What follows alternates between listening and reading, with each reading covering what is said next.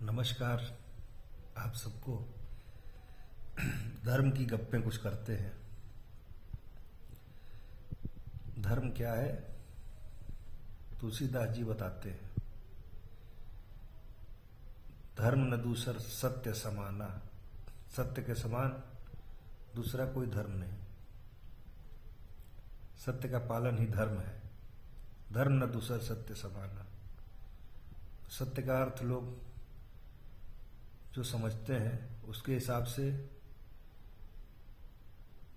भगवान कृष्ण ने भी झूठ बोला। महाभारत के युद्ध के दौरान झूठ बोलने को प्रेरित किया, घुमा फिरा के झूठ बुलवाया। तो फिर तो इस हिसाब से भगवान कृष्ण भी धर्म को नहीं जानते, जबकि गीता धर्मशास्त्र उनके द्वारा कही गई। मेरे मित्र हैं, वो उनके झूठ बोलने की आदत से, फरेब करने की आदत से ही कहते हैं मैं कृष्ण को नहीं मानता हूं, क्योंकि वो फरेबी थे, छलिया थे। अच्छी बात है, अपना अपना मानना है। फिर तुलसीदास जी कहते हैं कि दूसरा धर्म बताते हैं, धर्म न दूसर सत्य समाना। पहला हो गया, सत्य के समान दूसरा कोई धर्म नहीं। दूसरा धर्म बताते हैं, परहित सरिस धर्म नहीं भाई, पर पीड़ा सम नहीं अधमाई। यानी परहित, दूसरे का हित करने से बड़ा कोई धर्म नहीं है, और दूसरों को पीड़ा देने से बड़ा कोई अधर्म नहीं है। पूरे विश्व में इस हिसाब से सबसे बड़ी धार्मिक मदर टेरेसा, जगत माता की उपाधि से उन्हें सम्मानित करना चाहिए। उन्होंने बहुत धर्म किया, दूसरों की सेवा की, लेकिन उसके पीछे का जो मकसद था, धर्म परिवर्तन भी करवाती थी, सेवा ही नहीं करती थी। मिशनरियों की तरफ से भेजी गई थी। भारत के गरीब, अन्य देशों के जो गरीब थे उनकी हेल्प करती थी, रुपए से, पैसे से, धन दौलत से, दवा से, इलाज से। उसके बाद फिर वो चली जाती थी। फिर उन्हें प्रेरित किया जाता था कि आप धर्म परिवर्तन कर लो। मुंबई में मैं सन 2000 के आसपास जब गया था तो मैंने देखा कि वहाँ आदिवासी हैं। वसई रोड से एक गांव पेल्हार गांव की तरफ जाती है। रास्ते में सभी आदिवासी थे, गरीब थे, लेकिन बड़े बड़े बंगले उनको सब क्रिश्चियंस ने दे दिए थे, क्योंकि धर्म परिवर्तन कर लिया था उन्होंने। देखना है कि धर्म क्या परिवर्तन की वस्तु है? क्या परिवर्तित भी किया जा सकता है? एक धर्म से दूसरे धर्म में चले जाना, धर्म परिवर्तन से क्या वास्तव में कुछ मिलता है? धन के भी सिवा कुछ मिलता है? कुछ नहीं मिलता। धर्म की गप्पें हैं, गप्पे मारते मारते थोड़ा समय इधर उधर बहक जाता हूं, कुछ का कुछ कहते कहते भूल भी जाता हूं, इसलिए थोड़ा सा लिख लिया है। परहित सरिस धर्म नहीं भाई, पर पीड़ा सम नहीं अधमाई। अच्छा, परहित सरिस धर्म नहीं भाई, यदि मान लिया जाए कि दूसरे की सेवा करना ही धर्म है, जैसा कि क्रिश्चियंस लोग बताते हैं, तो फिर जिसके पास सेवा करने की शक्ति है, धन है, समय है, जो सेवा करने के लायक है, जो सेवा करने की क्षमता जिसके पास है, धर्म तो फिर उसी के लिए रह गया। और जिसे सेवा की जरूरत हो, जो गरीब हो, जिसके पास धन ना हो, कपड़ा, अन्न, रोटी, कपड़ा, मकान, ये सब कुछ ना हो, उसके लिए धर्म तो फिर रह ही नहीं गया। तो भगवान ने भेदभाव कर दिया क्या? या धर्म भी सबका अलग अलग होता है क्या? गरीब का अलग धर्म, अमीर का अलग धर्म, अमीर को ज्यादा मौके मिल गए फिर तो, कि उसके पास दौलत है, वो जाएगा, धर्म कर्म करेगा, कल्याण होगा उसका। धर्म परम कल्याणकारी साधन है। जैसा कि गीता में अर्जुन ने कहा कि जो निश्चित परम कल्याणकारी साधन हो वह मेरे प्रति कहिए, तो धर्म तो परम कल्याणकारी साधन है, तो परम कल्याणकारी साधन दूसरों की सेवा करना ही हुआ, दूसरों को दुख पहुंचाना। चलिए ठीक है, दूसरों को दुख न पहुंचाया जाए, तो ये तो दूसरी बात हुई कि दूसरे को दुख पहुंचाना अधर्म है, लेकिन फिर धर्म करना दूसरों की सेवा करना है। तो दूसरों की सेवा करने लायक जो नहीं है, क्या वो धर्म नहीं कर सकता? ये बड़ा प्रश्न है। अच्छा, फिर तो शरीर से जो विकलांग है बेचारा, अपंग, भगवान जब जन्म से ही अपंग पैदा हो गया, पोलियोग्रस्त हो गया, लंगड़ा लूला पैदा हो गया, सूरदास पैदा हो गया, उसके लिए भी धर्म नहीं रह गया। जो रोगी हो गया, बिस्तर पकड़ लिया, उसके लिए भी धर्म नहीं रह गया। आखिर धर्म है क्या? धर्म को समझना है कि धर्म है क्या। धर्म न दूसरा सत्य समाना, सत्य है क्या? परहित सरिस धर्म नहीं भाई। तो इस शब्द में परहित समझना है कि परहित किस चीज को कह रहे हैं तुलसीदास जी।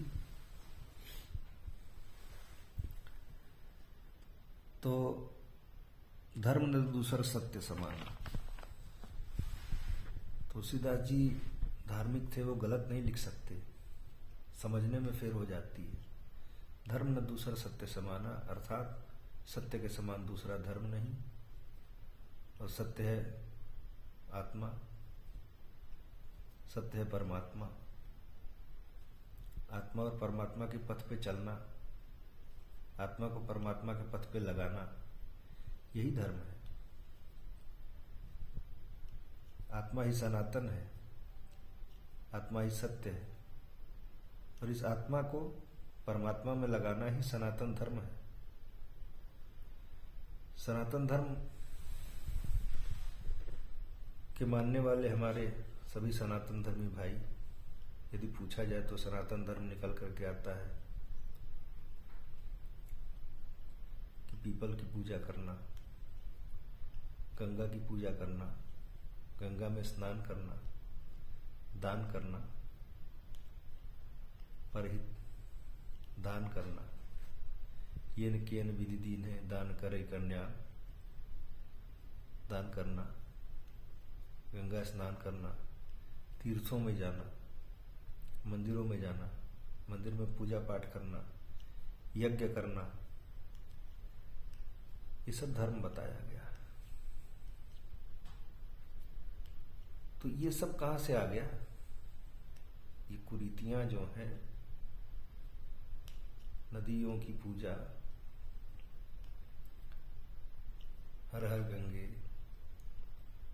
नर्मदे हर, नर्मदा नदी की पूजा, गंगा नदी की पूजा,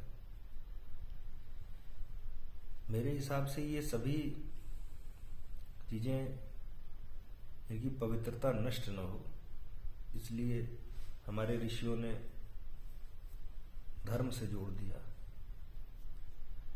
तुलसी का पौधा, तुलसी माता गुणकारी पौधा है, पीपल गुणकारी वृक्ष है, गंगा नदी या कोई भी नदी आवश्यक है उसका जल स्वच्छ रहे। यदि इनको धर्म से न जोड़ा जाता तो लोग इनको अशुद्ध कर देते। तुलसी का पौधा कोई अपने आंगन में न लगाता, और पीपल को लोग काट डालते। नीम के पेड़ पे माता का वास, ये सब बताया गया। ये हमारे ऋषि मुनियों का दिमाग था कि अनपढ़ जनता को समझाया कैसे जाए। धर्म के साथ जोड़ देने से, इसीलिए सभी जीवों को सवारी जो बता दिया गया कि कुत्ता भैरव की सवारी है, कुत्ता भैरव है। उल्लू तक को बताया, गरुड़, हंस, भैंसा, भैंसा तो असुरों का हो गया। गाय को भी धर्म बताया कि गाय के हर अंग में देवताओं का वास है। सुनने में कुछ खराब लगेगा, लेकिन ये भ्रांतियां उत्पन्न कहाँ से हुई? गीता से ही उत्पन्न हुई। लेकिन पूरी बात नहीं सुनिएगा, आधी बात सुन करके अर्थ लगाइएगा तो अनर्थ ही होगा। गीता में भगवान ने अपनी विभूतियों का वर्णन करते समय अर्जुन से कहा, अर्जुन, नदियों में मैं गंगा हूं, वृक्षों में मैं पीपल हूं, पशुओं में मैं कामधेनु हूं। इन जिन जिन चीजों का नाम लिया, नदियों में गंगा हूं, वृक्षों में पीपल हूं, पशुओं में कामधेनु हूं, कामधेनु गाय, तो इन सभी वस्तुओं का नाम लिया भगवान ने। और अंत में ये जरूर कहा भगवान ने, ध्यान देने वाली बात यह है कि अंत में कहते हैं कि ये सारी जितनी भी प्रकाशमान वस्तुएं हैं, इंपॉर्टेंट महत्वपूर्ण चीजें हैं इस जगत की, मेरे अंश मात्र से प्रकाशमान है। उनमें मेरी ही शक्ति है, वो मेरी शक्ति से ही उनमें उनके अंदर जो शक्ति आती है। इसलिए तू इधर मन मत लगा, तुम्हें मात्र मेरे में ही मन लगा। माम एकम शरणम व्रज अहम त्वा सर्वपापेभ्यो मोक्षयिष्यामि मा शुचः। तू मेरे ही मन वाला हो अर्जुन, मेरे में ही मन लगा। ये नदी, पीपल, गाय, इसमें के चक्कर में मत पड़। तुलसीदास जी भी लिखते हैं कई जगहों पर, गो गोचर जहां लग मन जाई, सो सम माया जाने हो भाई। जिति पवन मन गो निरस करी, मुनि ध्यान कबहु पावहि। जिति पवन मन को जीत करके, पवन से भी तेज चलने वाला मन, जिति पवन मन गो निरस करी। तो गो माने इंद्रियां होती, मन सहित इंद्रियों को गो कहा गया, गो की संज्ञा दी गई है। तो गाय नहीं, गाय का तो आर्थिक महत्व है। गोधन, गजधन, बाजधन और रतन धन खान। पहले गायें बहुत होती थी भारत में। गोपालन, गोपाल यानी इंद्रियों की सुरक्षा, इंद्रियों की, मन सहित इंद्रियों की सुरक्षा के विषय में कहा गया था। बिगड़ते बिगड़ते फिर गाय पे जाके धर्म टिक गया। दूसरे धर्म वाले गाय को यदि कुछ कहते हैं तो हमारे सनातनी भाई उठा के तलवार तुरंत गर्दन उड़ा देंगे, पीट के मार डालेंगे। गाय तो पशु है, गाय हमारी माता है, बता दिया गया। अब बताने वाले ने ऐसा बता दिया कि उसने उसे ही धर्म समझ लिया। उसे लगता कि ये दूसरे धर्म के लोग जो गाय को काट डालते हैं, उनसे गाय को बचाना चाहिए। गाय हमारी है, गाय उनकी नहीं। अरे गाय तो हमारे लिए भी दूध देती, उन्हें भी दूध देगी। समझ दोनों को नहीं है। वो जो गाय काट डालते हैं उन्हें भी समझ नहीं है, और जो गाय को बचाने दौड़ करके, गाय को बचाने के लिए मनुष्य को काट डालते हैं, बेचारे उनकी भी समझ नहीं है। दोष उनका नहीं, दोष गलत समझाने वालों का है। तो धर्म इसलिए लिख लिया हूं मैं।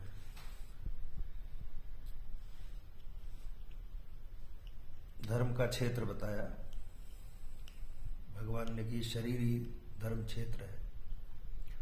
इसमें वास करने वाले कौरव और पांडव हैं, सद्विचार और दुर्विचार।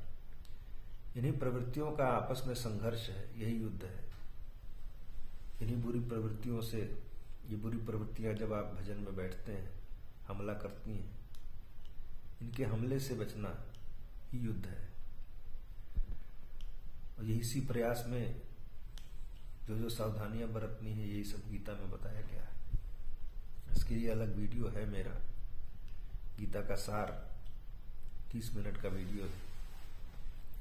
गीता का सार समझाने का प्रयास है।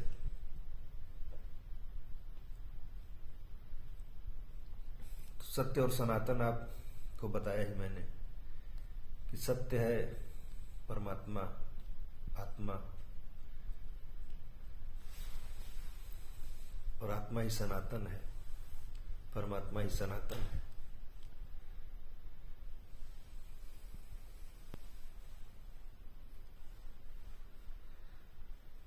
फिर अब आइए पुण्य और पाप। हाँ, गंगा स्नान और दान ये भी धर्म के अंतर्गत ही तो है। सूर्य को जल चढ़ाना, सूर्य को जल चढ़ाना, लोटे से जल चढ़ाना,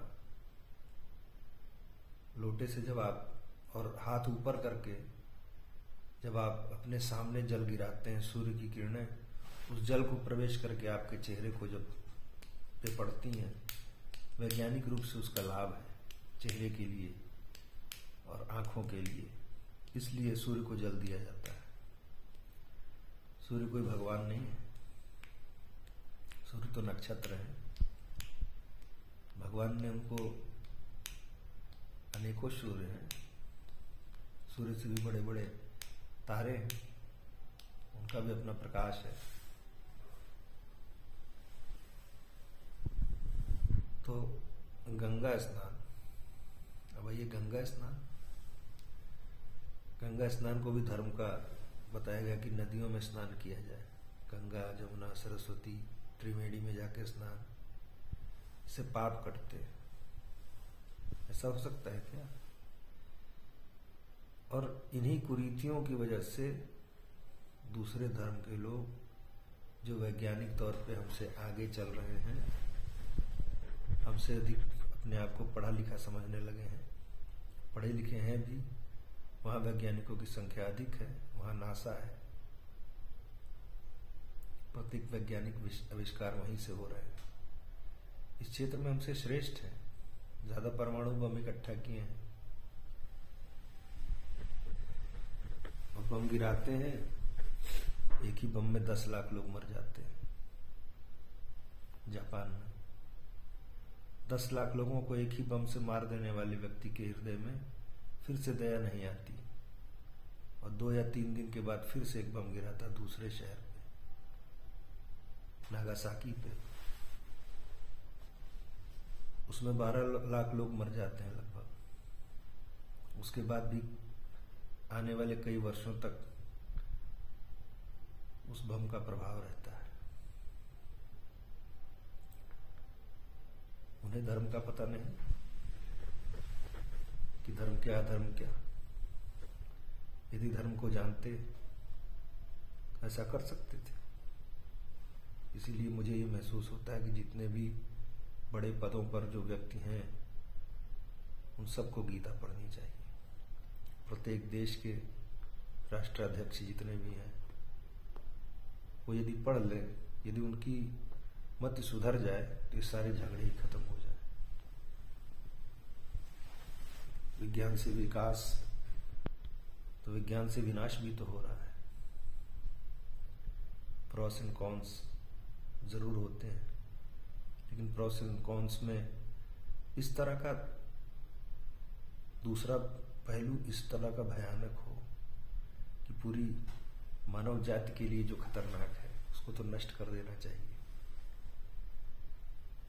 लेकिन इस प्रकार के लोग प्रत्येक युग में थे। सतयुग में हिरण्यकश्यप,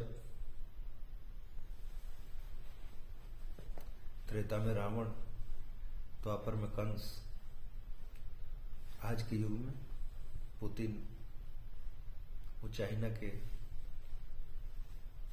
वो उत्तर कोरिया वाले महाशय, ये लोग इंसान हैं। इन्हीं को राक्षस कहा गया है। राक्षसी प्रवृत्ति आ जाती है। रावण के कुल में भी, रावण भी तो विद्वान था, धर्म को जानता था। रावण के कुल में विभीषण भी था। त्रिजटा नाम राक्षसी एक त्रिजटा नाम की राक्षसी थी।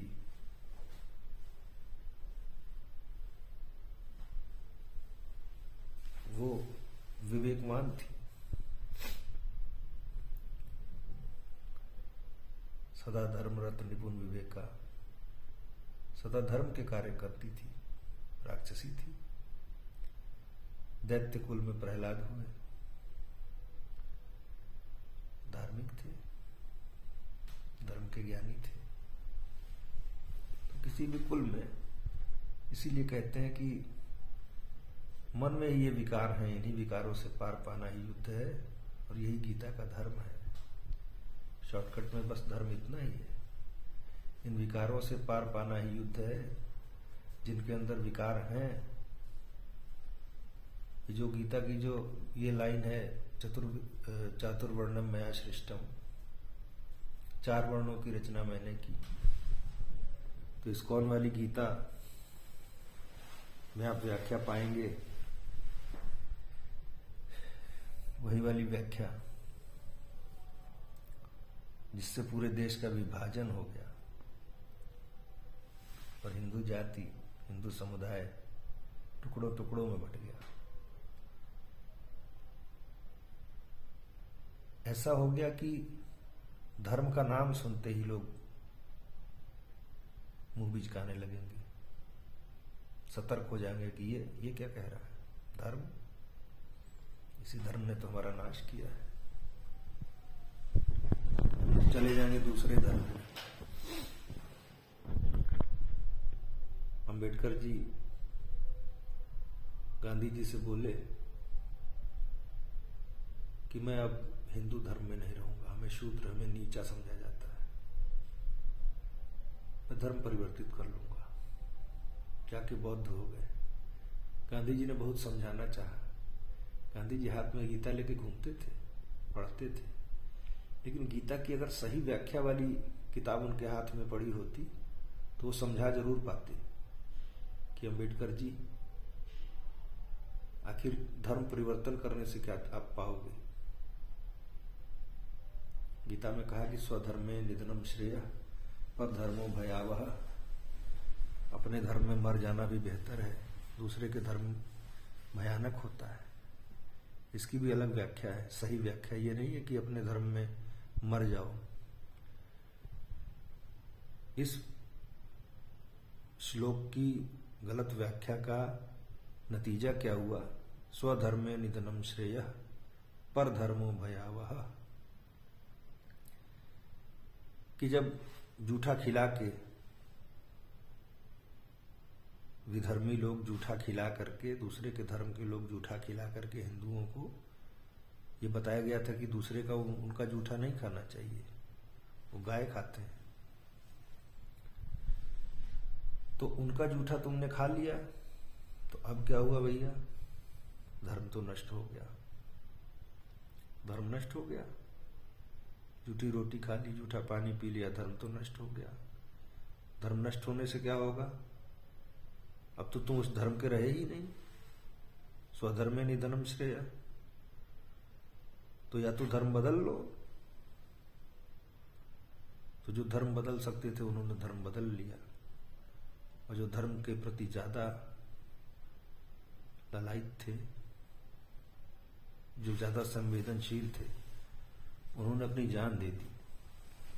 कि गीता में लिखा है स्वधर्मे निधनम श्रेय पर धर्मो भयावह, ऐसा कुछ नहीं है। स्वधर्म यानी अपना दायित्व, अपनी स्टेज। इस धर्म की राह पे चलते हुए व्यक्ति की एक जैसी स्टेज नहीं होती। सभी साधु एक ही स्तर के नहीं होते, सभी महात्मा एक ही स्तर के नहीं होते। किसी की साधना पिछले कई जन्मों से चली आ रही है, कोई एक ही जन्म से लगा हुआ इसी जन्म में लग के साधु हो गया। दोनों की श्रेणी एक जैसी नहीं होगी। तो जो पहले से करता हुआ चला आ रहा है, जो अगली श्रेणी का साधक है, वो घर बार छोड़ के जंगल में भी चला जाएगा, शेर भालू चीता उसका कुछ नहीं बिगाड़ेंगे। क्यों? उस स्तर पर पहुंच गया है, भगवान उसकी रक्षा करने के लिए खड़े हैं। भगवान के आदेशों का पालन करने के लिए वो चला गया जंगल में। भगवान ने कहा चल जंगल में जा, जंगल में चल पड़ा। लेकिन जो अभी जिनकी साधना भी उतनी बलवती नहीं हुई है, वे यदि दूसरे की नकल करते हुए घर छोड़ दें, जंगल में चले जाएं, एक प्रश्न उठता है मन में सबके, क्या तो साधु हो जाएं, काम धाम छोड़ दें? अरे साधु कैसे हो जाओगे? भगवान बुद्ध साधु हो गए तो मजाक उड़ाया जाता है उनका, पढ़े लिखे लोग। कि अपने दायित्वों का निर्वहन नहीं कर सके। यशोधरा और राहुल की देखरेख उनके जिम्मे थी, उनको घर नहीं छोड़ना चाहिए था। लेकिन वो ये नहीं समझ पाते बेचारे कि उनकी पूर्व जन्म की साधना, उनको घर परिवार उतने दिन का ही लिखा था। अब उनके अंदर साधना का बल अंदर से हिलोरे मार रहा है, उनको घर से निकाल रहा है। कोई जाके देखे, जिन्हें मजाक लगता है, जिनके लिए गलत है, ये नहीं जान पाते कि ज्ञान के पंथ कृपाण की धारा, इस पथ पे चलना आसान नहीं है। कृपाण की तलवार की धार पे चलने के बराबर है। साधु का जीवन इतना आसान नहीं है। यदि साधु के साथ 4 दिन रहना पड़ जाए केवल, भीतर क्या करता है साधु वो तो अलग बात है। बाहर से जो जो करता है, कितने बजे उठता है, उसका जो जीवन चरित है, उसको 4 दिन भी अपनाना आसान नहीं है। जंगल में जाने की क्या जरूरत है? घर में बैठते हो, आधा घंटा बैठ के दिखाओ, 1 घंटा फिर बैठ के दिखाओ, फिर 2 घंटा बैठ के दिखाओ। आसान है क्या? कहना आसान है, करते करते करते करते फिर क्रमशः एक जन्म में कोई पाता भी नहीं। कई जन्मों की साधना जब बलवती होती है, पुण्य की पूंजी जब इकट्ठा होती है, मजबूत होती है, तब जाके मनुष्य घर छोड़ के आगे निकल जाता है।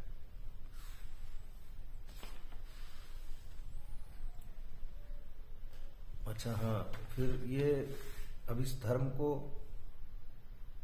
मान लीजिए, गीता का जो धर्म है, गीता में जो यज्ञ है, गीता में जो कर्म है, आराधना जो करनी है, इसके बारे में जान गया तो जानते ही क्या करने लग जाएगा? करने नहीं लग जाएगा। उतना ही कर पाएगा जितना उसका पूर्व जन्म से उसकी साधना है। पूर्व जन्म में यदि 1 घंटे भजन में उसका मन लगता था, तो इस जन्म में भी 1 घंटे बैठ पाएगा, फिर 1.5 घंटे बैठेगा। आसान नहीं है। दुर्योधन भी कहता था कि जानमि धर्मम न च प्रवृत्तिम, धर्म को जानता हूं लेकिन उसमें प्रवृत्त नहीं हो पाता हूं। जानमि अधर्मम न च निवृत्तिम, अधर्म भी जानता हूं लेकिन उससे निवृत्त नहीं हो पाता हूं, छुटकारा नहीं मिलता है। जैसे कोई जबरदस्ती मुझसे करवा लेता है। राग और द्वेष इस बात का जवाब है। गीता में भगवान ने कहा कि राग और द्वेष दुर्धर्ष शत्रु हैं, इनके वश में नहीं होना चाहिए। इन्हीं के वश में होकर के मनुष्य पाप का आचरण कर बैठता है। तो जिसके अंदर राग और द्वेष है, यदि उसे गीता समझा भी दी जाए तो तुरंत वो पाप का आचरण करना छोड़ देगा, कहते ही जादू हो जाएगा। फिर तो आज तो इंटरनेट का युग है, सभी जानते हैं। ऐसा कोई नहीं कि काम क्रोध मोह लोभ वैरी हैं हमारे, इनसे पार पाना युद्ध है, और ये युद्ध आसान नहीं है। इसीलिए महात्मा का नाम महान आत्मा, महात्मा ऐसे नहीं महात्मा कहा जाता उन्हें, वे उस योग्य होते हैं। आगे की गप में है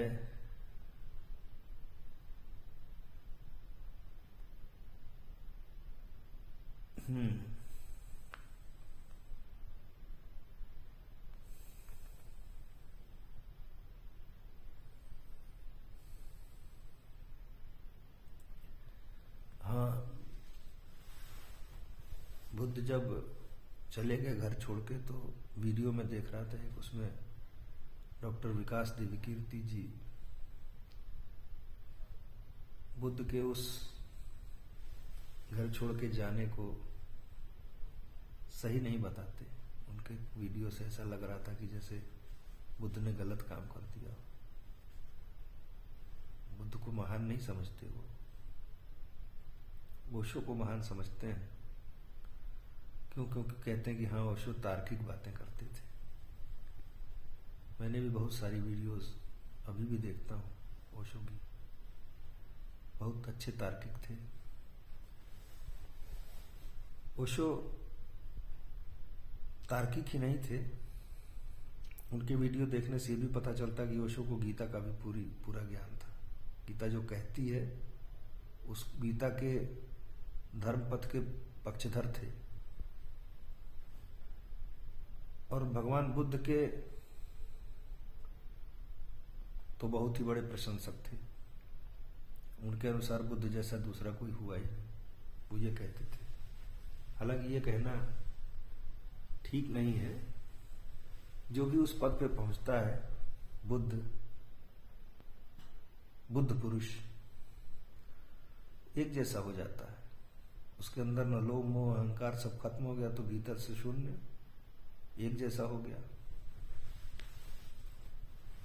इसीलिए हालांकि मैंने बहुत सारी वीडियोस देखी हैं, तो ओशो के सभी मत मुझे नहीं, लेकिन हाँ कुछ तार्किक थे और वैज्ञानिकता को नहीं भूलते थे। एक कथा सुनाते हैं बहुत अच्छी, वो ओशो, चूल सुभद्दा।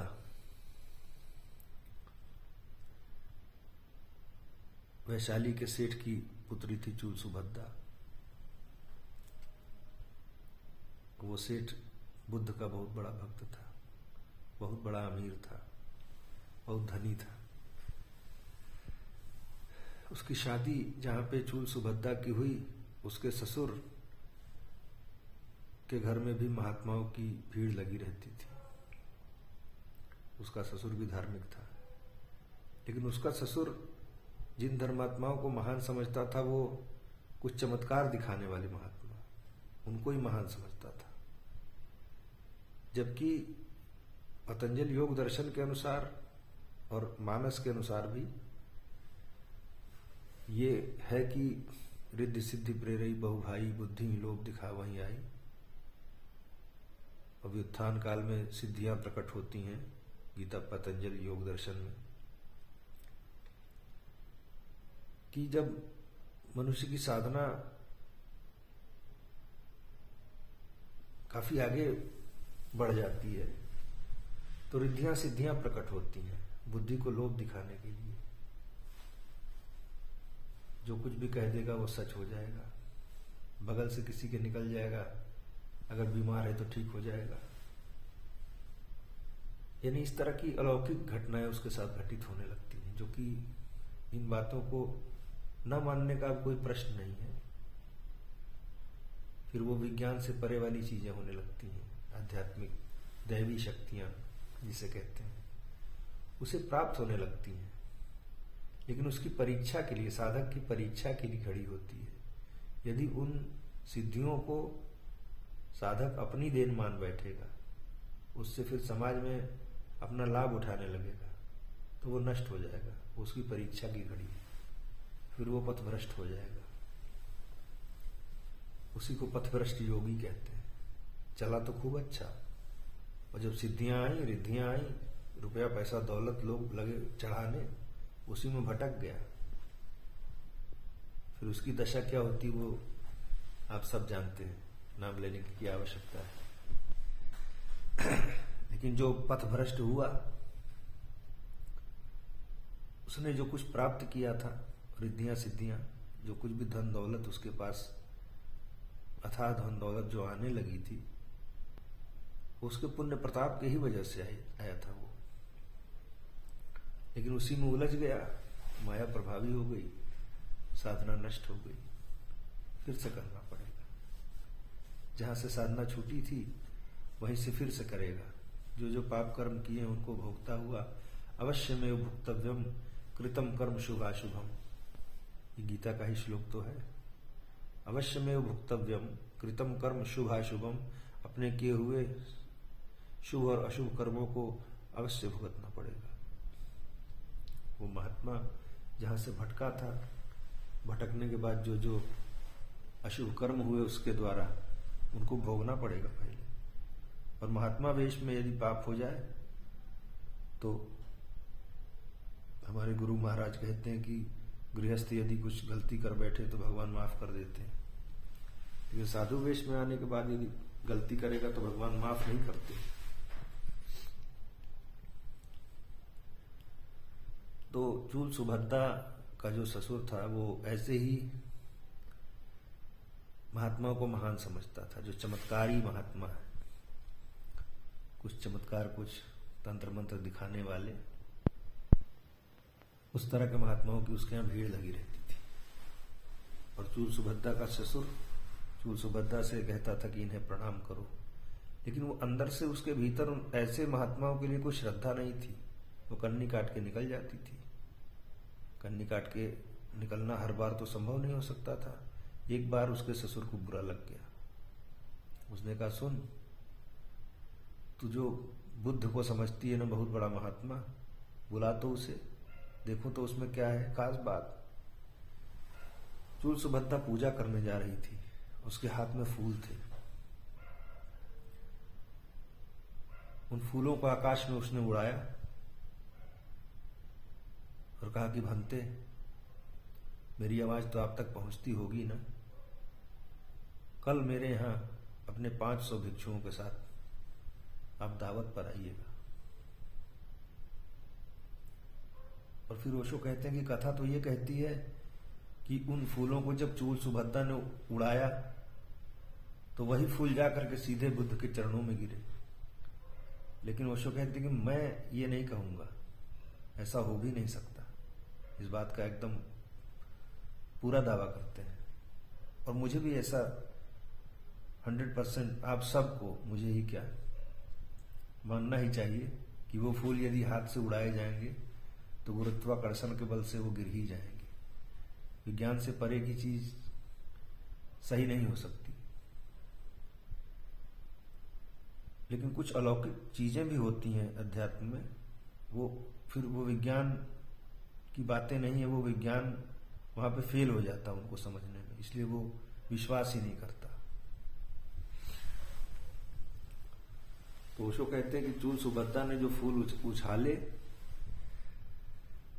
वो तो जमीन पर गिर गए, लेकिन चूल सुभद्रा ने यहां जो नाम पुकारा, अपने मन से जो याद किया, उस मन की तरंगों ने बुद्ध के पास संदेश पहुंचा दिया।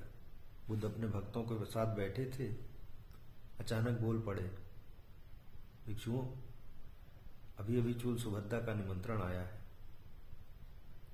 चलो हम सबको चलना है। और बुद्ध उठे, उसके घर पहुंच गए। तो इसलिए ओशो तार्किक थे और गीता को भी मानते थे, बुद्ध को भी मानते थे। और इन महान आत्माओं को, इनकी बातों को झूठ समझ लेना तर्क से परे है। तर्क तो ये है कि इन महान लोगों ने, भगवान बुद्ध ने, महावीर ने, राजा भर्तृहरि ने, बहुत से महात्मा ऐसे हुए जो अच्छे घरों के थे, राजमहल छोड़ करके जंगल में चले गए आखिर। और उसके बाद बुद्ध जब जंगल में चले गए तो बुद्ध को तो बार बार बुलाया जा रहा था महल में वापस। यदि महल का सुख जंगल के सुख से श्रेष्ठ होता तो बुद्ध लौट के न चले जाते। बुद्ध कभी नहीं लौटे। एक बार महल में गए जरूर, रानी यशोधरा से मिले भी, लेकिन सत्य की खोज में निकले थे बुद्ध।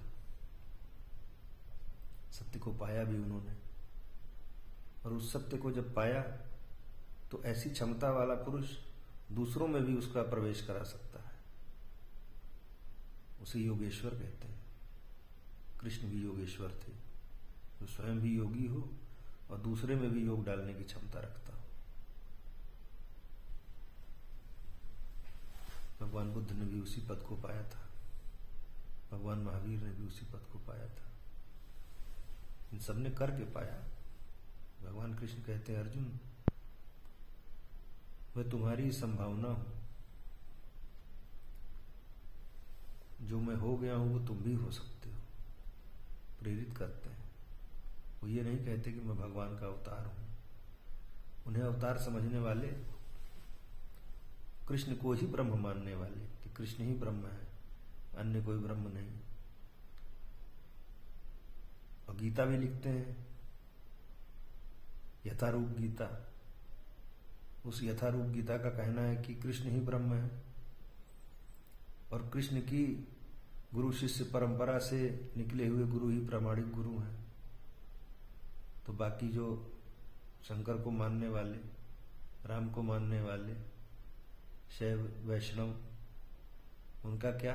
उनके लिए गीता व्यर्थ हो गई तुम्हारी? समझ में नहीं आता। यही तो झगड़े का कारण है, धार्मिक झगड़े का कारण, धार्मिक विद्वेष का कारण अपने आप को ही श्रेष्ठ बताना। अरे ग्रंथ श्रेष्ठ है, उस ग्रंथ की भी गलत व्याख्या कर देना, फिर बताना कि नहीं मेरी ही व्याख्या सबसे सही है। कुछ तो तर्क होना चाहिए।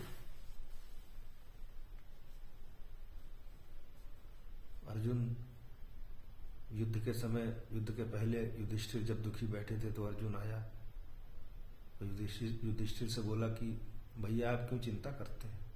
ये जो कृष्ण है ना, ये अनेक जन्मों से साधना करते हुए चले आ रहे हैं। पिछले कई जन्मों में तो ये अवतार भी कहलाए। अनेक जन्मों में इन्होंने ये किया, इस जन्म में फला, इनका नाम पड़ा और इस जन्म में साक्षात नारायण के रूप में अवतरित है। ये आपके साथ हैं, विजय तो आपकी होगी, ऐसा मुझे नारद जी ने बताया है। ये योग क्रिया है, भारत में आज से नहीं, आदि से चली आ रही है। भगवान शंकर ने योग को सर्वप्रथम अपनाया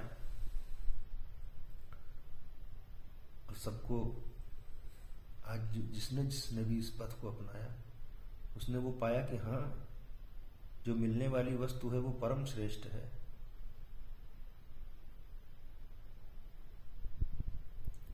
धन्यवाद। बहुत लंबी गप हो गई, 42 मिनट हो गए। धन्यवाद आप सबका।